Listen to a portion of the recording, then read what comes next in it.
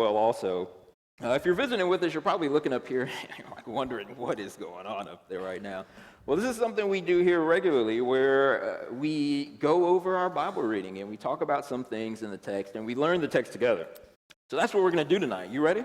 I'm ready, and it's interesting, Reuben, this week or this month for our text talk, we actually had quite a number of questions submitted. Some of them came in rather late, but I think they feel bad for me. They're like, we got to give Reuben something. So. Yeah, far more than we had last month. And so I'm excited about the discussion tonight. Yeah. We're going to be looking at Genesis 35, 6, 7, and 8. That's right. 4 chapters. That's right. So we left off, last text talk, we left off in chapter 35 with this really awkward just scenario where Simeon and Levi just overreact. Their sister was kidnapped, and she was abused, and they decide to murder all of the men in the city. And that's sort of where we pick up here in chapter 35. That's where we pick up. And the big theme of this chapter is transition. Jacob is moving forward. The story is moving forward. It's time for the last generation to sort of settle and this new generation to take the mantle. And we see that in this chapter with 4 burials. There are 4 burials in this chapter. Jacob, he buries the idols in verse 4. He buries Rebekah's nurse. It's assumed that Rebekah's nurse, when Jacob had to run from Esau, Jacob's nurse went with him. He had to bury her. He buries Rachel in verse 19, and he also buries Isaac. So these 4 burials show us that this chapter is just a transition where the story is moving forward, and now Jacob and his son's story takes the scene.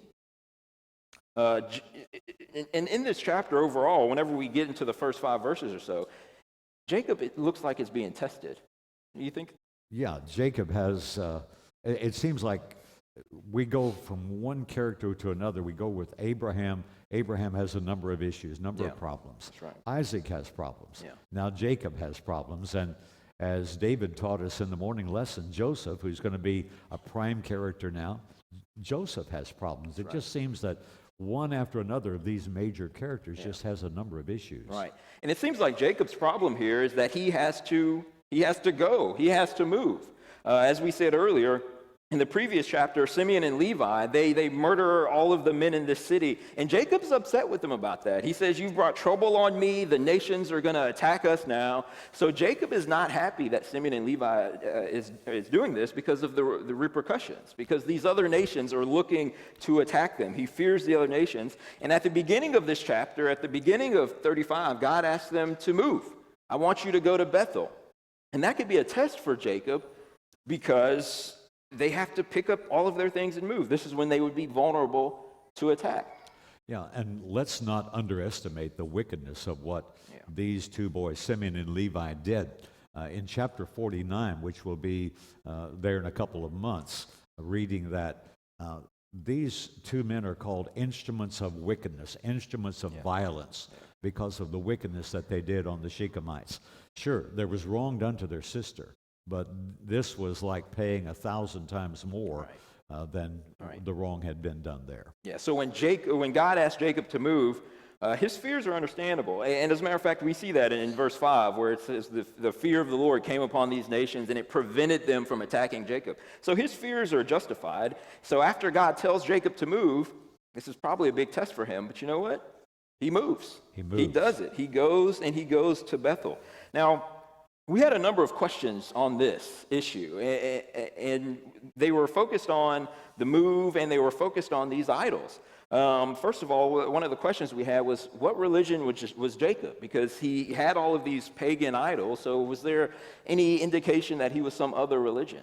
Well, let's understand that verse 2, when Jacob said to his household and to all those who were with him, put away the foreign gods that are among you, purify yourselves, and change your garments. One of the questions we got is, why did God allow these false gods? Yeah. And my answer to that is that he did not. Right. They did it anyway. The fact that they were told to put these idols away was evidence that God did not approve of what they were doing. Right. Remember, we saw something about these household gods when Rachel left Laban. Remember that? Yep. And they were wrong then, and they're wrong here. In fact, there might be a question, are these the same ones that they maybe had earlier, possibility. But nonetheless, they're told to get rid of it. Now, the question was asked by someone, what religion was Jacob? It wasn't Judaism, because Judaism was not established yet. Judaism was not established until the time of the law of Moses at Mount Sinai. And it certainly wasn't Christianity, because Christianity began with the coming of Jesus into the world and dying on the cross. And so whatever you may say about Jacob here, this predated both Judaism and Christianity. Jacob, though, was one of the patriarchs. And this is a period of time that we call the patriarchal age. It's that period where God spoke to the heads of the family. The word patriarch means father rule. Yeah. And so you had Abraham and Isaac and Jacob and others who followed them. They were worshipers of Jehovah. They were worshipers of the Lord himself. There was no formally named identification given to this. But they still served God. Yeah, they served God. And let's just say that they believed in God and they were obedient to God, which is the fundamental concept in any age. That was true in the patriarchal age, true in the Mosaic age, believing in God and being obedient to God. And of course, it's true in our age also. Where did these gods come from? These were images, like little statuettes, something like that. Well, they were man-made images. Yeah. That's all that we know. Yeah. And, one option there is that could have come from Laban's house. And that's just one option there. But I think there's something that this teaches us. This whole scene with the false gods, and that is whenever we are called by God, God's grace requires a response. God had called Jacob, and God had shown him grace. And what that means is, it means we can't just live any way we want. And Jacob understood that. He couldn't just live with the gods, right? God's calling us requires a change in us. That's right. Chapter 35 is interesting that, someone asked the question, was God with Jacob during all this time? Of course he was. Yeah. The fact that God's relationship with Jacob is confirmed 3 times in this chapter shows that God was with him all the way along. First of all, he tells him to go to Bethel. Yeah. And so he's obedient to God. God gave him direction. Secondly, when he got to Bethel, he built an altar to the Lord. He's worshiping God. Yeah, he's worshiping God. And thirdly, God appeared to him at Bethel. And so here is a man who is indeed obedient to God, and getting rid of these foreign gods, these idols, was part of his obedience to the Lord. Max, we also had another question about verse 5. As they journeyed, a terror from God fell upon the cities that were around them. And someone asked, well, what was that? What was this terror from God? Well, it's one of those that I think we can only say this much, and our curiosity may go beyond that.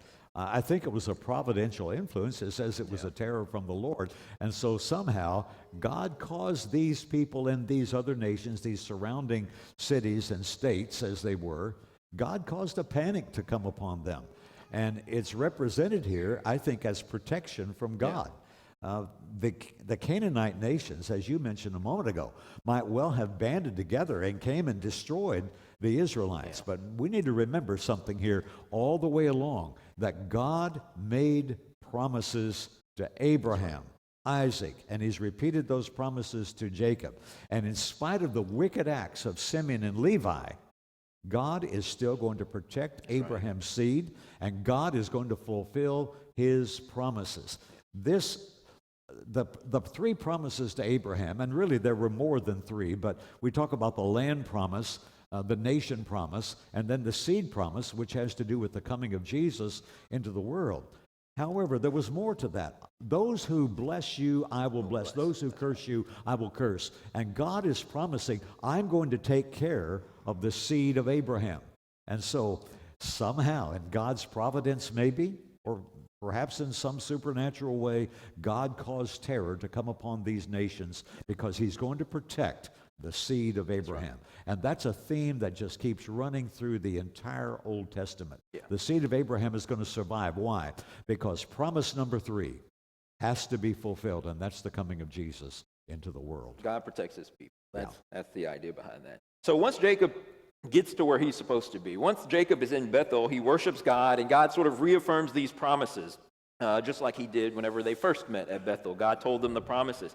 And God reaffirms them here. He says, kings are going to come from you, and you're going to possess this land. Your descendants are going to possess this land. And I would imagine this is a pretty good point in Jacob's life. God has made great promises to him. You are going to be a great nation. Now, I have a question about that. Just because Jacob was the recipient of these great promises, does that mean that he never went through any issues? He never went through any problems? Well, issues, obstacles, challenges, call them whatever you want. It's a question that comes up all the time. It's a question that was asked by one of the judges. If the Lord is with us, then why do we have these troubles? And that's a common question. And remember, in the book of Job, it was Eliphaz who said, well, the fact that you have all these troubles shows that the Lord is not with you and that you are a wicked sinner, Job. That's what Eliphaz said. And that philosophy is still alive today. When we have trouble in our lives, whether it's a flood that inundates our houses, or whether we have a terrible illness, or we lose one of our loved ones, sometimes people say, what have I done? What have I done that God would punish me like this? And we tend to look at problems in life as though they're punishments from God, and that's simply a wrong way to look at them. Go ahead. And Jesus refutes that in the Gospel of John with the blind man. It was not that this man sinned or his parents that he was born blind, but so that the works of God can be shown. And in Luke chapter 13, remember Jesus referred to that tower that fell on those men of Siloam. Right. And, were these men worse sinners than others? God dumped a tower on them? No, says Jesus, no. He said, you better repent, though, or something bad like that's going to happen to you. And he's not talking about a tower falling on you. He's talking about the judgment day. The truth is, nobody's life is free from trouble. Right. And Jacob had troubles. We see that in the next little portion, starting in verse 16, pretty much through to the end of the chapter. Jacob is just sort of going through trouble after trouble after trouble. Let me comment on that. Yeah. Remember, Asaph, what is it, Psalm 37, I think. Asaph said, look, I looked at the wicked, and these guys, they don't have the troubles that I have. Right. These guys are fat and sassy. They've got everything they want. They don't seem to have any issues. He said, I was at the point where I was about to give up on God. That's the gist of what he's saying. Until, he says, I went into the house of God and I considered their end. You see, he realized that ultimately God's justice is going to prevail. Though in this life, we often have to experience injustice. Yeah, and bad things happen to good people. Jacob is not a perfect man, but here he is just about, in this chapter, he's just about to lose the wife for whom he had worked so hard and loved so much. He's about to lose Rachel. That's right. I mean, he's got Leah, and he's got these other two who are concubines, sort of part-time wives, but he's about to lose the one he loves the most. Yeah. And that's not a judgment of God upon him. There's no indication of that. There are lots of troubles in Jacob's story, but he's going to continue to serve God. And David pointed out this morning in the lesson about Joseph, the disappointments in his life. Last Sunday morning, I preached David's sermon Sunday morning and talked about disappointment. This young man had one disappointment after another. But what did he continue to do? He continued to serve God. I think, Reuben, there are two kinds of people in the world when it comes to people who claim to be servants of God. There are two kinds. There are the ifs and the even ifs. There are the ifs who say, yes, I will serve God as long as I have prosperity. Right. I will serve God if my health is good. I will serve God if no tragedy befalls my family. But if something bad happens, then there's the even ifs. The even ifs say, I will serve God even if tragedy comes. I will serve God even if I lose my prosperity, lose my job, lose my wife. I will serve God even if all these bad things happen to me. And that was Jesus' call to the churches in Revelation. Revelation 2 and verse 10, be faithful even if it means dying. That's the idea behind that text, be faithful unto death. But the idea is be faithful even if it means dying, and I will give you the crown of life. We need to be even if Christians and not live under this false illusion that Christians are sliding around in a tub of butter, and everything is always perfect. Right. I guess it's pretty easy to slide around in a tub of butter. I don't have any experience with that, but Reuben, that's not literal, son. but yes, there are going to be difficult times, and Jacob indeed did have difficult times. Sure. Rachel dies, which really is a tragedy in the story. She wants so bad to have children in chapter 30 that she says, "Give me children or I will die," and she ends up dying, having children. So it's really a tragedy the way she dies. And then his son commits sexual immorality with his concubine, and then his father dies, and it's just trouble after trouble after trouble. And like you said, that's just an important lesson for us here in these verses. Well, that's right. And someone asked the question, she named this son Ben-Ammi. And of course, the dad named him Benjamin, but Ben-Ammi means son of my sorrow. And the reason for that is that the birth of this child was difficult, caused sorrow and even her death. And sometimes that happens. Terrible tragedy, but it's reality. And we're going to serve God even if we have such tragedies. Right. And it could be that she was sorrowful for him growing up without, his mother. That could be another possibility. Sure. Throughout the Old Testament and the prophets, Rachel is weeping for you. Rachel is weeping in Ramah. That is weeping for her children there. Sure. One more thing in that portion of the text before we move on to chapter 36. Starting in verse 22 or so, we see this listing of the sons of Jacob. And I want to ask you about that because this is not the way you would typically list sons out. As a matter of fact, we have a song, and the way we list these sons of Jacob is by birth order. But that's not the way they're listed here. And you have to ask why. Why do you think they're not listed by birth order? Instead, they're listed by mother. Well, if you have to list them by birth order and mother, you're going to have a whole lot of repetition here. All this does, it starts off with with Leah, and lists the 6 sons who were born by her. Then it mentions Rachel. You got Leah, Rachel, then Bilhah, and Zilpah. Right. I don't know. There's a lot of question about this, and there's no answer in the text itself, but I'll say this. Reuben, you and I were talking about this the other day. There was division in this family. It was a fractured family. Yeah. And maybe it's saying, okay, here's a group, and they're going to be in opposition to this group who's going to have trouble with this group. In fact, I think the sons who sold Joseph into slavery, the oldest boys, were all sons of Leah. Yeah. And what are they doing? They're selling a son of Rachel into slavery. And that shows you something about the fracture in this family. They despise Joseph because he's got the coat of many colors, because he has the dreams. We're getting into chapter 39. I realize we're getting a little bit ahead, and we're looking at Potiphar and all that. But my goodness, I think you've got here a family that is so dysfunctional. Right. And I look at Jacob giving his son the coat of many colors, favorite son. Good idea, bad idea. It's never going to work out. You know, he treats him with favor, and that typically doesn't turn out very good for the kid, and it doesn't turn out good for the whole family. Yeah. Treating a son like that typically will cause you to have brats, not good kids, when you treat one with such favor. And that's really what I see in this listing of names. I see a fractured family, and it's just sort of a foreshadowing of the events to come, of this dysfunction that we see in the family. All right, we do need to move on to chapter 36. And 36 is really sort of one of those flyover chapters, kind of like Kansas, sort of like flyover country. We got these names, we've got these genealogies, and sometimes we just move right past this quickly. But chapters like this really do have sort of buried treasure. They have things where if you dig deep into the text, there are important lessons for us to learn. So what lessons do you see, just broad view of chapter 36? Let me comment this first, that the first time I read Genesis, and I'm following this story about Jacob and his sons and all this stuff, then suddenly, boom, we got a whole chapter on Esau, and I'm thinking, okay, is there anything here? There is. And I would suggest 3 things, Reuben. First of all, Esau, the Edomites, they were descendants of Abraham.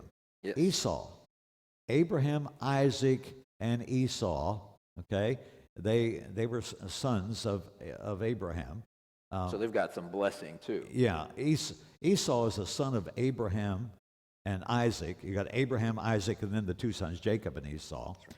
It's natural to include this because this is part of Abraham's family. Secondly, Reuben, the Edomites are neighbors to Israel. We're talking now many years later, 400 years later. The Edomites are going to be neighbors to Israel, and they would have to interact with them. Moses, the author of the book of Genesis, Moses and Israel would encounter them on the way to the promised land. In fact, you remember when they were coming to the promised land, they said to the king of Edom, "Please let us pass through." Yeah.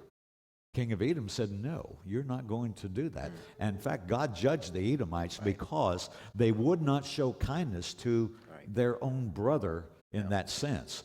But in the law, God did tell Israel to be kind to Edom because they are brothers. Yeah, that's in the book of Deuteronomy. And I think also this. So you've got Esau as the son of Abraham. The Edomites were neighbors to Israel. And I think this history would give some understanding to the Israelites about the Edomite heritage. But the third reason, it shows part of the fulfillment of the promise to Abraham. Remember, the promise was that Abraham would be a father of many nations. So you've got the Ishmaelites and all their tribes. You've got Israel now. And here we have the Edomites. And so Abraham is the father of this nation also. Esau, the Edomites that came from Esau, is one of those nations. Yeah, let me give you one of the things that I picked up as I was reading through this chapter, and that is we learn about the power and authority of God here in this chapter. One of the interesting things that we see in this chapter is that Esau and Edom, they are painted as this very strong and mighty nation. They are painted as a very powerful nation. We see this sort of in verse 31 of this chapter of 36. These are the kings who reigned in the land of Edom before any king reigned over the Israelites. And that shows that Edom was a mighty and strong nation before Israel was. But God made a promise. God said that the older will serve the younger, that Edom would serve Israel. And we see through history that is what happened. So it doesn't matter how strong or mighty Edom was. Well, they were not stronger than God's will. And that's just a lesson for us. It doesn't matter because, we live in this great country. We live in America, one of the strongest and mighty nations. It doesn't matter how strong our nation is.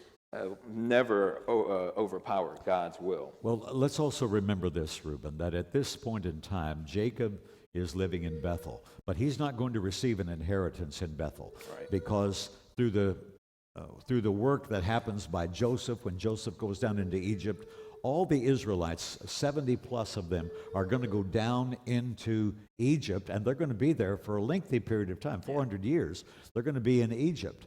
While they are in Egypt growing, Israel, at that point in time, has no land. Right. But the Edomites have moved to this area, east of the Dead Sea and a little bit south. The Edomites have moved there, and they have land now, and they are becoming a great and powerful nation, as you point out. Right. So they really have a head start on Israel in many respects. Right. But even with a head start, they're going to be the inferior nation. That's right. We did have a question on this, and that was the chiefs. What was the idea behind these chiefs over the nations, or over the people? Yeah, you read in chapter 36, I think, verse 15, it says, "These were the chiefs of the sons of Esau. The sons of Eliphaz, the firstborn son of Esau, were Chief Teman, Chief Omar, Chief Zepho, and Chief Kenaz." The word chief just means a leader, a guide. It was kind of like a tribal head or an elder. Like an elder. It was like a head of the clans. Right. The old King James Version calls these men Duke. They were dukes. It was Duke Kenaz and Duke Zepho and Duke Teman. So the word just indicates a captain or a leader, the head of a clan. Good. All right, let's move on to chapter 37 here.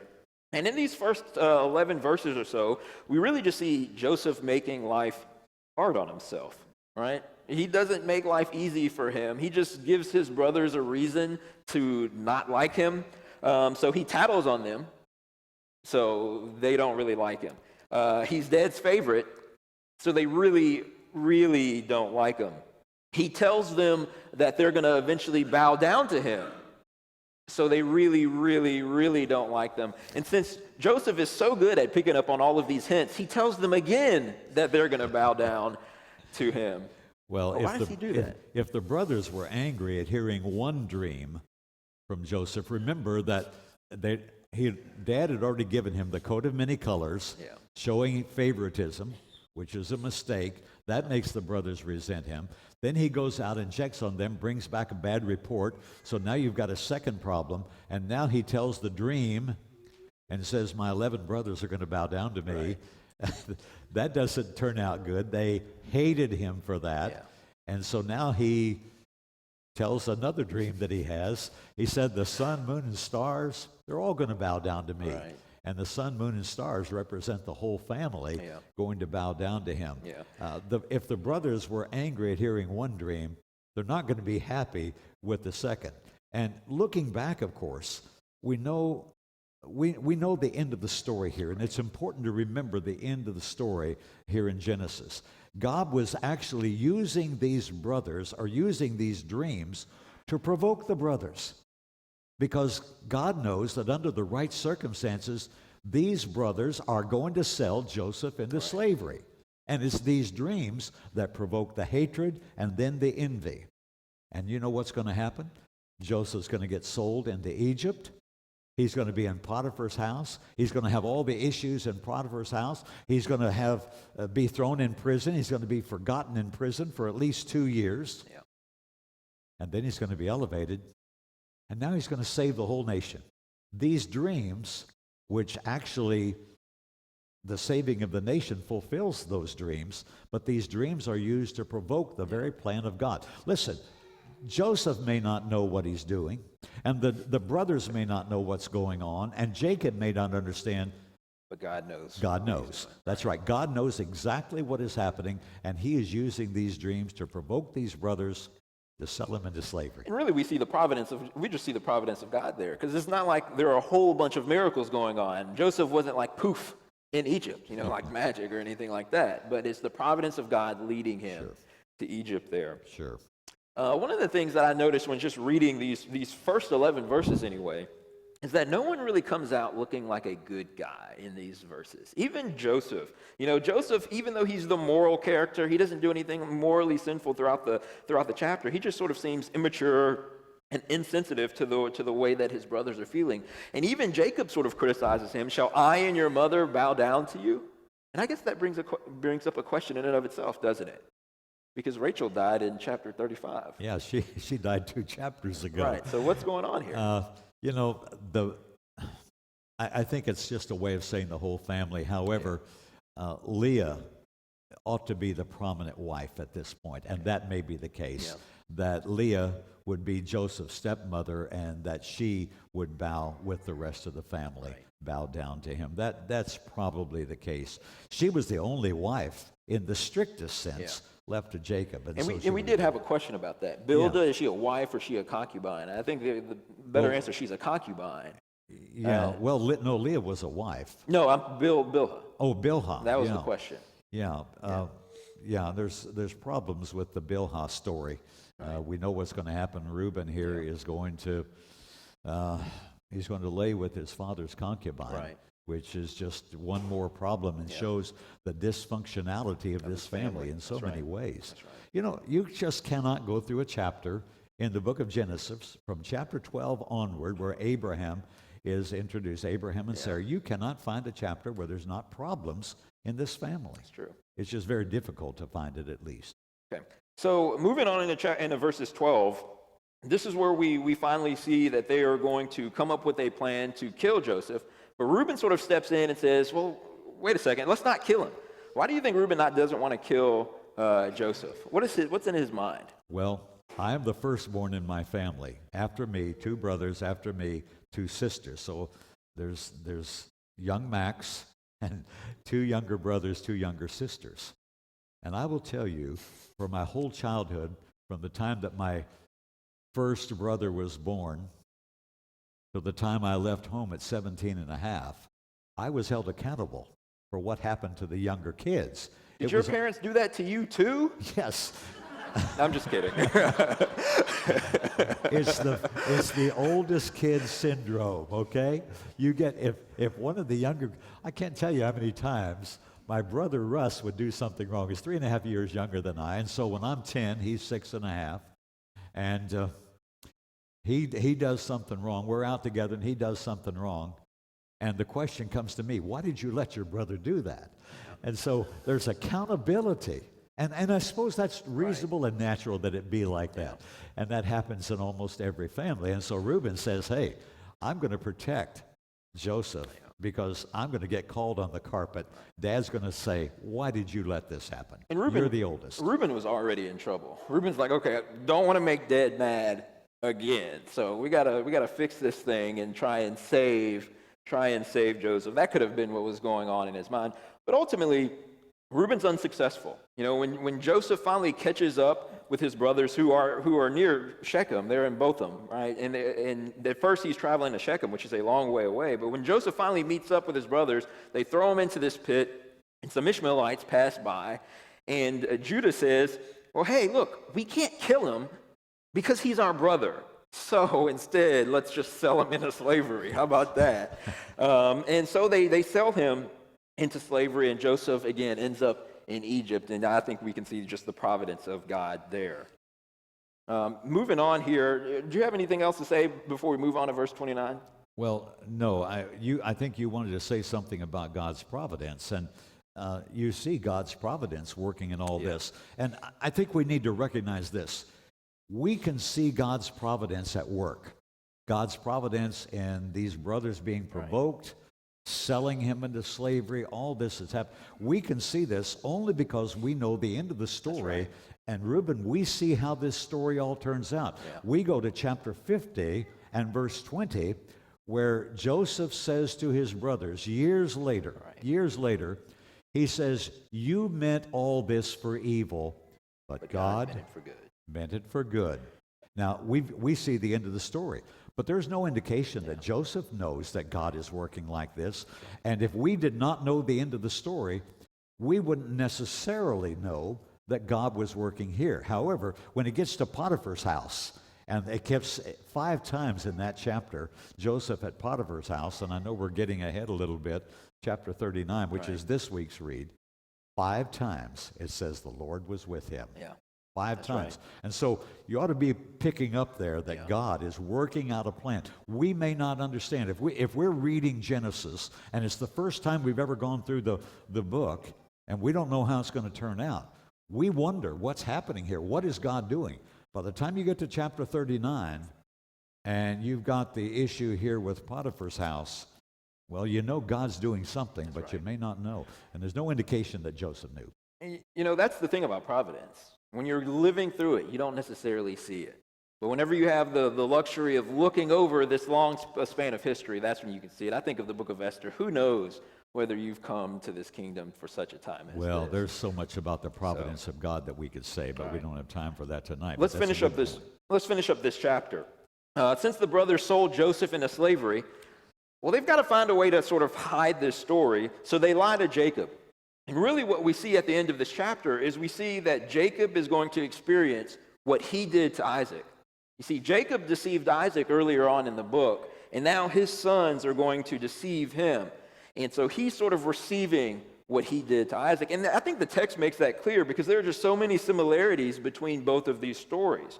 When Jacob deceived Isaac, 2 goats were killed. One was used and turned and made into this garment, and the other was used to help the deception along to provide this food.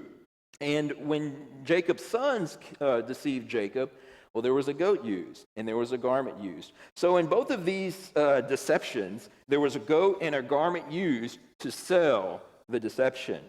So Jacob's sons did to him what he did to Jacob. And I think there's an important lesson for us in this. We're not going to get too deep into that, but the important lesson for us is that our kids pick up on what we do. Our kids pick up on the things we do. We see that Abraham was deceptive regarding Sarah. Isaac did the same thing. Then his son deceived him, and then Jacob's sons deceived him. So our kids pick up on what we do. I think that's an important point. Anything else before we move on? No. All right, good. Moving on to chapter 38, and then we'll finish this up. This chapter contains the story of Judah and Tamar. And Tamar is Judah's daughter-in-law. And in this story, Judah owes her a son. And that's something that's evident in that culture. We may not pick up on it, but Judah owes her a son, but he refuses to give her one. So here's what she does. She pretends to be this harlot, and Judah commits immorality with her, and he doesn't know that it's her, but he commits immorality with her. And as payment, or as a pledge of payment, Judah gives her some of his personal belongings. Well, eventually, Judah finds out that Tamar has been immoral, so he decides that he's going to kill her. But Tamar, shows Judah his personal belongings, and Judah realizes that he was indeed sinful. And so, at the end of this chapter, Tamar has twins, and one of those twins belongs to the lineage of Christ. Now, I have to ask the question about this chapter. Why is it here? Because we were just talking about Joseph, and he was sold into slavery, and he's in Egypt, and that's kind of what I want to know about. I want to know about, if I'm just reading this through, I want to know what happened to Joseph. But Genesis doesn't tell us immediately. Instead, we get this story of Judah and Tamar. So why is this here? Well, a couple of reasons. First of all, you mentioned Joseph. In the next chapter, what do you see? Joseph is a moral man. That's right. Judah is an immoral man. That's right. Tamar, as you say, or Tamar. Tamar in good Texan. Tamar is Texan for it. Okay. She's immoral. Yeah. And I think there's a contrast primarily between Judah and Joseph in these two That's chapters. Right. And maybe someone might say, well, I'm kind of like Judah. There's nothing I can do. I'm just an immoral person. So what? Well, when you read the story of Joseph, here's a man who is resisting That's immorality. Right. I think that comparison or contrast between the two is important. Yeah. Secondly, when you go to the New Testament and read the book of Matthew chapter 1 and verse 3 says Judah begot Perez by Right. Tamar. And you're going to wonder, well, who is Tamar? Okay, this chapter tells you Right. that this Judah is in the lineage of Jesus, and Perez, who is born by Tamar, both of them are in the lineage of Jesus. I think it gives us understanding into an element of the Lord's Right. genealogy. But thirdly, I think it also gives us a little bit of insight into Levirate marriage. Remember, the practice under the law of Moses was that if a man married a woman and he died without having offspring, then his brother was to take the widow as his wife. Well, you see it happens twice in this chapter, and then Judah kind of reneges on the third opportunity to do the same. Yeah. But here's the thing that I noted is that this practice was a cultural practice that existed long before the law of Moses. The law of Moses is still 300-400 years away, whatever it might be. And so this practice was a cultural thing. And so I think it shows us here where this kind of practice came from. Yeah, and I want to hit on what you said about the contrast between Joseph and Judah, because we do see that. In the next chapter, we see Joseph run from immorality, and Judah in this chapter seeks it out. In the next chapter, Joseph's belongings are used to falsely accuse him. In this chapter, Judah's belongings are used to rightly accuse him. In the next chapter, we see God is Joseph is so focused on God. How could I do this great evil and sin against God? But in this chapter, God isn't even on Judah's mind. As a matter of fact, the text is clear in this chapter. It says that God was displeased with Judah's sons, so God put them to death. But he blames their deaths on Tamar. And so Judah isn't even thinking about God. So there's this contrast going on between Judah and Joseph in this chapter. But also in this chapter, we see that it's not only looking forward, but it's looking back. Judah is sort of going through what he put his own father through. In the previous chapter, the boys bring the cloak and ask Jacob, "This we have found. Please identify whether it is your son's robe or not." In this chapter, the same words are used against Judah. Tamar says, "Please identify who these are."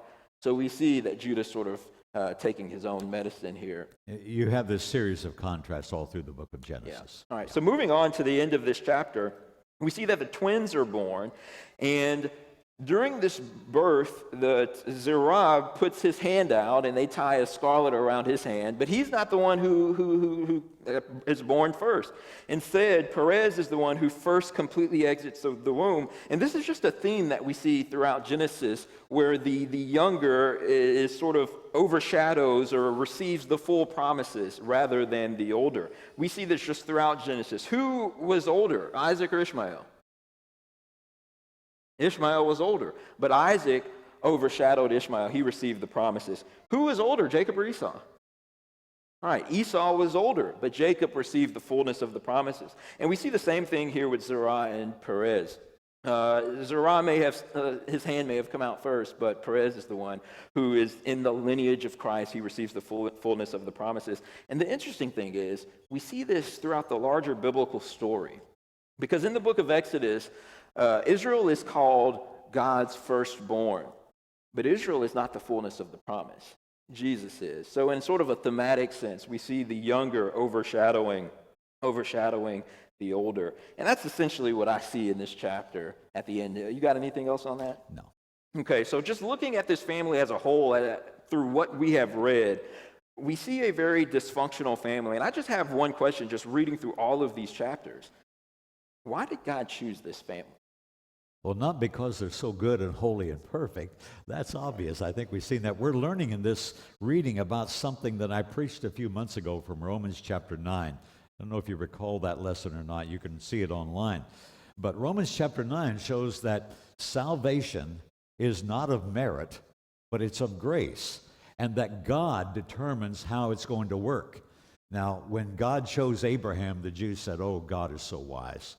When he chose Isaac, our God is so wonderful. When he chose Jacob over Esau, isn't God smart? Look who he chose. And he chose the nation of Israel, not the Edomites. He chose us. Oh, our God is so wise. Then he chose to save people in Christ. What is God thinking when he does that? I mean, they don't like God's choice all of a sudden. And the point is, God is the one in charge. Salvation, none of these men merited. Not a single one of them merited being in the lineage of Jesus. Abraham, Isaac, and Jacob, they were all flawed men. Let's not make the mistake of thinking that all of these men, though, were evil all of their lives. I think we make a mistake if we go to the other extreme. You know, in one sense, we try to put these men on a pedestal saying these are superheroes who never made a mistake. Okay, we're out with that. We know that doesn't work. On the other hand, these were just wicked men who never did anything right. That's an extreme also. A number of these men, including Judah, the man that we've just looked at. Judah is a man who later in life changed his life. And you have to see the influence of God coming to this man's life. And I think Judah is like a lot of us, that in our early life, the early part of our lives, we may not have done well. But later in life, we wised up and we began to make better choices. The men that God chose to work through in bringing his plan to fruition, Abraham, Isaac, Jacob, Judah, they did not deserve to be included in the plan. But you know what? Neither do we deserve it. Salvation is by grace. Even after we've heard the gospel, believed on Jesus, repented of our sins, confessed Christ, and have been baptized into Christ, we are still undeserving. This is a matter of God's grace, God's mercy, not merit, that somehow we're so good that God somehow owes us salvation or that we deserve it. That's not the way it works. Saved by grace, that's the way it's going to be for all of us. You too. And if you have not yet received the grace of God through faith, repentance, and baptism, this is your time, right here, right now, to do something about it. We invite you to come while we stand and sing. Come now.